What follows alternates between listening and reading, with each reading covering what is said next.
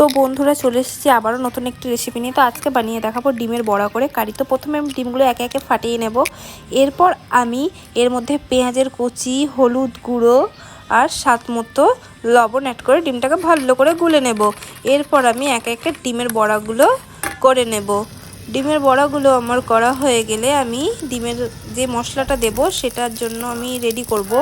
এতে দিয়েছিলাম আমি আদা, রসুন আর পেঁয়াজের পেস্ট। এরপর আমি আবারও কড়াইতে তেল গরম করতে দিয়ে উপর থেকে গোটা জিরে ফোড়ন দিয়ে মশলাটা দিয়ে টমেটো কুচি, হলুদের গুঁড়ো, স্বাদ মতো লবণ, জিরের গুঁড়ো, লঙ্কার গুঁড়ো অ্যাড করব। আমার সমস্ত গুঁড়ো মশলা আর বাটা মশলা অ্যাড করা হয়ে গেলে আমি মশলাটাকে ভালো করে কষিয়ে নেব।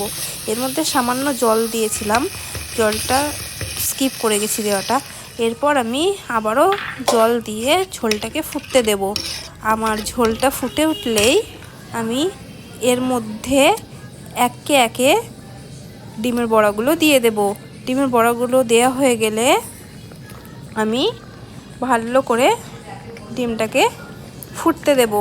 2-3 মিনিট ফোটা হয়ে গেলে আমি নামিয়ে নেব গরম গরম ডিমের বড়ার কারি। তো ভিডিওটা ভালো লাগলে অবশ্যই একটি লাইক করবেন আর চ্যানেলটিকে সাবস্ক্রাইব করে দেবেন। আবারও দেখা হবে নতুন কোনো রেসিপি নিয়ে।